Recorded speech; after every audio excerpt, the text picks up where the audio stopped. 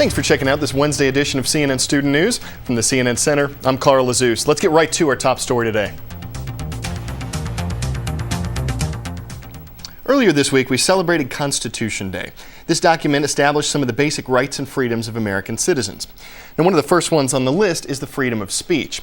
But are there times when that freedom can be taken too far? And if so, what is an appropriate response? Well, an incident on a college campus is raising those very questions. But teachers, please preview this first segment today. It contains content and images that some students may find disturbing. This is a university. We want to have civil discourse, and that's what we're all about. But how far should that discourse go? That is the question following an incident at the University of Florida on Monday night. Senator and former presidential candidate John Kerry was on hand at a campus forum. The woman who gave CNN this video says she was ahead of Andrew Meyer in line to ask questions. He gave her his camera and asked her to shoot this video of him questioning Kerry. How could you concede the election on the day? How could you concede the 2004 election on the day? When in this book it says there were 5 million votes that were suppressed and you won the election. Didn't you want to be president? I'm not even done yet. I have 2 more questions. If you were so against Iran, how come you're not saying, let's impeach Bush now? Impeach Bush now before you can invade Iran. Why don't we impeach him? Impeach Bush. Were you a member of Skull and Bones from college with Bush? Were you in the same secret society as Bush? Were you in Skull and Bones? Thank you for cutting my mic. Thank you. Are you going to arrest me? Excuse me. Excuse me. What are you arresting me for? He'd been at the microphone for about a minute and a half when police moved to escort him away. That led to a struggle, and that led to the threat that the student would be tased, shocked with an electric stun gun if he didn't comply with officers. Police then used the taser. The student was charged with resisting arrest and disturbing the peace, and he was released the next day. But the debate is just getting started. I didn't see the student resisting arrest. I saw the student wondering why he was being dragged up the auditorium like that. You know, they gave him a lot of chances. They're like, if you don't roll over on your stomach, we'll tase you. And the police officers acted very professionally, in my opinion. 2 police officers were placed on leave while authorities investigate the incident. One issue being considered is whether the tasers were used improperly. All right, what do you think? Should speech always be free, or are there times when limits should be placed on what we say? We want to hear your opinions on the issue. Email us here at CNN Student News. Tell us your thoughts. A word to the wise. Interest. A fee for the use of money. It is paid by the borrower to the lender. For example, banks pay account holders interest on money held at the bank. Some borrowers may be paying less interest to their lenders soon. It's because the Federal Reserve announced a cut to a key interest rate on Tuesday. The Federal Reserve, or Fed, is the central banking authority of the United States. And yesterday it cut the federal funds rate by 0.5 percentage point, lowering it to 4.75. That is the first time in more than 4 years the Fed has adjusted the federal funds rate. So how does the cut affect you? Well, one word: plastic. Actually, the federal funds rate impacts the interest that consumers pay on several types of debt, like loans for buying houses or cars. But credit card debt is also influenced by the rate. So people who pay with plastic might be incurring less interest thanks to the move. The Fed says that it cut the rate to help boost the U.S. economy. According to a recent poll, a majority of Americans believe the economy is doing well. 54% of the people interviewed in a CNN Opinion Research Corporation poll said that the economy is in good shape. That number is actually a drop from the start of the year, when 63% of the people who were polled thought that economic conditions were good.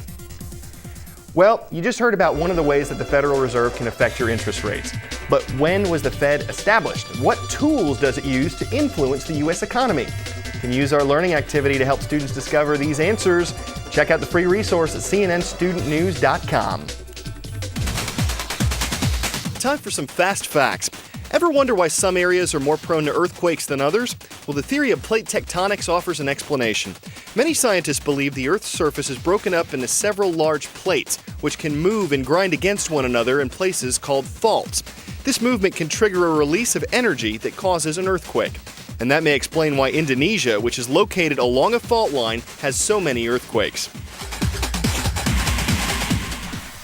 It was certainly affected last week. The island nation was struck by almost a dozen earthquakes in a 3-day period.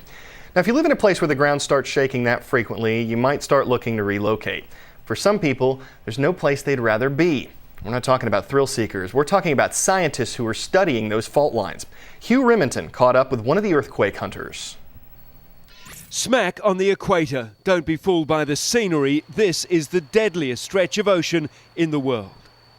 Everywhere up and down the coast, just stripped down to bedrock. John Galecka was a US Army Ranger. Now he's on another front line. He's an earthquake geologist investigating the fault line that sparked the 2004 tsunami and in recent days 3 more powerful quakes.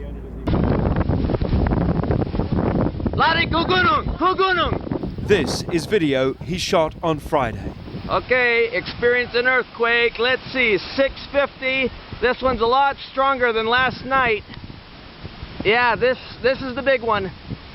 Yeah, this is our big one. This is our big one. Woohoo! Oh yeah. Look at the boat shaking here. Yeah, this is our big one. Moments later, he catches the panic on shore.